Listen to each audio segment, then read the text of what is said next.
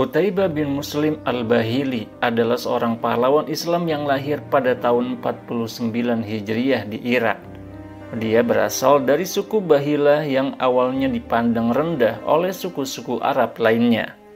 Namun setelah Islam datang, pandangan ini berubah karena Islam mengajarkan kesetaraan antara suku dan bangsa.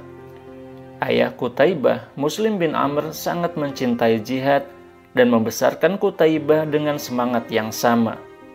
Qutaibah belajar ilmu agama, Al-Quran, dan seni berperang sejak usia dini. Ketika berusia 11 tahun terjadi fitnah besar dalam Islam. Setelah wafatnya Khalifah Muawiyah bin Abi Sufyan pada tahun 60 Hijriah. Yang berakhir 13 tahun kemudian dengan kematian Husain bin Ali dan Abdullah bin Zubair. Setelah fitnah berakhir, Abdul Malik bin Marwan menjadi khalifah. Masa pemerintahannya penuh dengan tantangan, termasuk pemberontakan dari kelompok Khawarij. Untuk menghadapi mereka, Abdul Malik menunjuk dua komandan penting, Al-Muhallab bin Abi Sufrah dan Al-Hajjaj bin Yusuf As-Saqafi. Selama masa inilah Qutaibah bin Muslim muncul sebagai seorang pemimpin militer yang berbakat. Qutaibah kemudian dikirim untuk membantu komandan militer Al-Hajjaj bin Yusuf As-Saqafi oleh Al-Muhallab. Dan Al-Hajjaj sangat terkesan dengan bakat Qutaibah bin Muslim. Qutaibah menjadi orang kepercayaan Al-Hajjaj dan menemaninya dalam berbagai misi penting. Setelah kematian Al-Muhallab, putranya Yazid Al-Muhallab menggantikannya sebagai gubernur Khurasan. Namun Al-Hajjaj mulai khawatir dengan pengaruh keluarga Al-Muhallab dan menyarankan Khalifah Abdul Malik untuk mencopot Yazid. Pada tahun 85 Hijriah, Yazid bin Al-Muhallab dicopot dan digantikan oleh Qutaibah bin Muslim sebagai gubernur Khurasan. Qutaibah telah membuktikan keberanian dan keahliannya dalam banyak pertempuran sebelumnya, termasuk peran pentingnya dalam menyelamatkan Al-Hajjaj dari kematian saat terjadi pemberontakan di Basra. Qutaibah bin Muslim dikenal karena keberhasilannya dalam menaklukkan wilayah timur. Penaklukan Qutaibah di wilayah timur oleh para sejarawan dianggap sangat cepat. Dia bahkan telah berhasil mencapai tembok besar Cina dan berinteraksi langsung dengan Kaisar Tiongkok. Karena kecepatan dan luasnya penaklukan Qutaibah, dia dijuluki sebagai Alexander Agung dari Arab. Kisah Qutaibah bin Muslim adalah contoh bagaimana seseorang dapat mengatasi tantangan besar dan mencapai prestasi luar biasa. Kegigihan, keberanian, dan kecerdasannya membuatnya menjadi salah satu tokoh penting dalam sejarah Islam. Dalam video ini kita akan membahas beberapa kejadian penting yang dialami oleh sang Alexander Agung dari Arab, Qutaibah bin Muslim, dalam usahanya untuk memperluas wilayah Islam ke arah timur. Dalam upayanya untuk membuka wilayah timur, Qutaibah dihadapkan pada dua tantangan yang mengancam keselamatan pasukannya. Tantangan pertama adalah terputusnya komunikasi dengan khalifah dan pangkalan-pangkalan penting di dunia Islam, yang membuat Qutaibah kehilangan informasi dan arahan dari pusat kekuasaan umat Islam. Hal ini memungkinkan penyebaran kabar palsu dan membuatnya bingung dalam mengambil keputusan strategis. Tantangan kedua adalah pengiriman mata-mata oleh musuh yang menyesatkan Qutaibah. Mata-mata musuh ini menipu Qutaibah dengan kabar palsu tentang penggantian khalifah dan kedatangan bala bantuan musuh. Dua tantangan ini membuat Qutaibah terjebak di antara ketidakpastian tentang kebenaran kabar yang datang dan ketakutan akan kemungkinan datangnya serangan mendadak. Dalam situasi ini, Qutaibah harus membuat keputusan yang sulit antara melanjutkan usaha perluasan wilayah atau mengambil tindakan defensif untuk mengamankan pasukannya.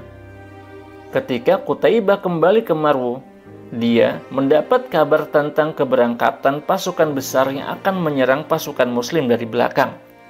Pasukan ini terdiri dari 200.000 tentara Turki di bawah pimpinan Raja Turki, yang sebenarnya adalah keponakan Raja Tiongkok. Qutaibah dihadapkan pada situasi yang sulit karena pasukannya sudah lelah. Sementara pasukan Turki sangat besar dan ingin membalas dendam. Meskipun pasukan Turki sempat mengalahkan pasukan Muslim di awal pertempuran karena jumlahnya yang lebih besar, Qutaibah dan saudaranya Abdurrahman bin Muslim berhasil membalikan keadaan dalam pertempuran sengit. Dengan bantuan Allah, keberanian dan keteguhan hati Qutaibah serta pasukannya, mereka berhasil memenangkan pertempuran melawan pasukan Turki. Setelah kemenangan itu, Qutaibah melanjutkan perjalanan menuju Marwu dan berhasil membebaskan kota itu. Dia juga mendapatkan banyak harta rampasan dari Bikhen yang merupakan kota perdagangan penting. Qutaibah menggunakan kekayaan yang didapatnya untuk memperkuat pasukannya dengan senjata, kuda, dan persiapan untuk musim dingin berikutnya. Namun saat kembali, dia dihadapkan dengan kejutan lain. Pasukan besar yang dipimpin oleh Raja Khwarizm datang dan berusaha melawan mereka. Meskipun awalnya Khwarizm tampak kuat, Qutaibah berhasil memenangkan pertempuran melawan mereka. Dia mengepung kota mereka dan setelah mengalahkan pasukan Khwarizm, dia mengambil alih kota itu dan menghukum semua prajurit yang ada di dalamnya karena pengkhianatan terhadap umat Islam. Setelah menaklukkan Khwarizm, Qutaibah melanjutkan perjalanannya ke Bukhara. Dia menyelesaikan pertempuran dengan kemenangan yang besar dan menegaskan kontrol umat Islam atas wilayah itu. Namun Qutaibah juga menghadapi tantangan dari para pemimpin lokal yang korup di wilayah yang baru ditaklukannya. Pada akhirnya, dia berhasil memadamkan pemberontakan mereka dan memperkuat kekuasaan Muslim di wilayah tersebut. Dengan demikian, keberanian, kecerdasan, taktis, dan bantuan Allah. Dengan semua itu, Qutaibah bin Muslim berhasil menaklukkan sejumlah wilayah penting dan memperluas kekuasaan Muslim di Asia Tengah pada saat itu. Kemudian Qutaibah menyerang kota Samarkand, salah satu kota penting di belahan timur sungai. Meskipun awalnya berhasil menaklukkan kota itu, penduduknya melanggar perjanjian, sehingga Qutaibah harus kembali berjuang mempertahankan wilayah tersebut. Seorang pria bernama Al-Majish dari suku Muzahim As-Sulami memberitahu Qutaibah bahwa musuh telah merencanakan untuk menyerangnya. Qutaibah mengirim saudaranya untuk menyelidiki dan setelah memastikan kebenarannya, dia memimpin pasukannya untuk menyerang musuh dengan cerdik. Qutaibah pun berhasil mengalahkan mereka dan mengambil harta rampasan dari wilayah Samarkand. Namun di tengah pengepungan tersebut, Qutaibah mendengar berita tentang kematian Al-Hajjaj bin Yusuf yang membuatnya sangat sedih. Dia meninggalkan pengepungan dan kembali ke Marwu bersamaan dengan itu. Datang pula berita yang menyampaikan bahwa dia harus melanjutkan perang tanpa kehadiran Al-Hajjaj. Qutaibah kemudian melanjutkan usaha jihadnya menuju Cina. Qutaibah menaklukkan kota-kota di sepanjang jalan. Di Kashgar, dekat tembok besar Cina, dia berhenti dan bersumpah untuk tidak mundur sampai dia mencapai tanah Cina.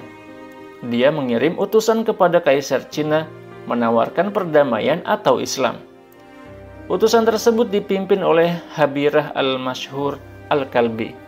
Utusan inilah yang mengunjungi Kaisar Cina untuk bernegosiasi. Namun saat negosiasi berlangsung, Qutaibah terus menekan Kaisar untuk menerima Islam atau membayar upeti atau jizyah.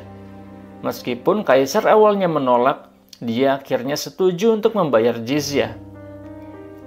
Qutaibah menerima jizyah dan kembali ke Khurasan dengan pasukan dan harta rampasan. Pada hari berikutnya, Kaisar mengundang mereka untuk bertemu dengannya lagi. Tapi kali ini mereka menggunakan topi dan pakaian diplomatik. Mereka masuk ke hadapan Kaisar, tapi Kaisar meminta mereka untuk kembali dan berkata bahwa mereka akan berbicara besok. Setelah itu Kaisar bertanya kepada orang-orang dekatnya apa pendapat mereka tentang penampilan orang-orang Muslim tersebut. Mereka menjawab bahwa mereka terlihat seperti para pria yang cukup jantan. Kemudian pada hari selanjutnya mereka masuk ke hadapan Kaisar Tiongkok. Tapi kali ini mereka mengenakan pakaian perang lengkap dengan pedang dan kuda mereka. Ketika Kaisar Tiongkok melihat mereka, dia melihat mereka datang seperti gunung yang mendekatinya. Ketika mereka mendekat, kaisar berkata kepada mereka untuk mundur.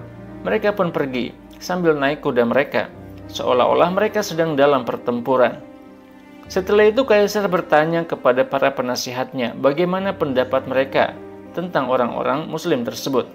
Mereka menjawab bahwa mereka belum pernah melihat yang seperti itu sebelumnya dan rencana mereka berhasil seperti yang direncanakan sebelumnya oleh Qutaibah bin Muslim.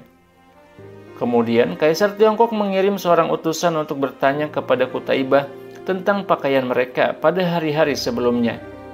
Qutaibah menjawab bahwa pada hari pertama mereka mengenakan pakaian tradisional sehari-hari mereka. Pada hari kedua mereka mengenakan pakaian yang biasa dipakai jika bertemu dengan penguasa. Dan pada hari ketiga mereka mengenakan pakaian perang, seolah-olah mereka akan berperang. Kaisar Tiongkok pun menyimpulkan bahwa rencana mereka berhasil dan dia memerintahkan utusan umat muslim itu untuk kembali kepada pemimpin mereka yang berarti Qutaibah. Qutaibah kemudian mengevaluasi situasi dan mengamati bahwa Kaisar Tiongkok terkesan dengan keberanian mereka. Namun dia juga menyadari bahwa situasi bukan hanya tentang aspek militer, tapi juga diplomasi. Akhirnya Kaisar Tiongkok setuju untuk membayar jizyah kepada umat Islam. Ini adalah contoh dari bagaimana Qutaibah bin Muslim berhasil dalam misinya di Tiongkok menggunakan keberanian dan kecerdasannya dalam diplomasi untuk mencapai tujuannya tanpa perlu bertempur. Informasi ini juga menjadi catatan penting bahwa kekhalifahan Islam telah berhasil memperluas wilayahnya hingga memasuki batas-batas wilayah Cina, dan bahwa dakwah Islam di masa Khilafah Umayyah telah sampai kepada penguasa Kekaisaran Cina, dan Cina pun menanggapi dakwah Islam dengan positif hingga akhirnya bersedia membayar jizyah kepada kekhalifahan Islam. Hingga kini kita pun masih menemukan peninggalan-peninggalan sejarah penting umat Islam di wilayah Cina, seperti masjid-masjid tua yang dibangun di masa awal kemunculan Islam. Semua itu menjadi bukti penting perkembangan Islam di Cina yang menjadi pondasi awal bagi tumbuhnya peradaban Islam di Kekaisaran Cina di masa-masa selanjutnya. Dan hingga kini, kita pun mendapati terdapat cukup banyak masyarakat Muslim yang masih menganut agama Islam di wilayah Cina hingga hari ini. Terima kasih Anda sudah menonton video ini sampai habis dan sampai ketemu lagi di video selanjutnya insyaallah. Saya Muhammad Isdian Muttaqin. Wassalamualaikum warahmatullahi wabarakatuh.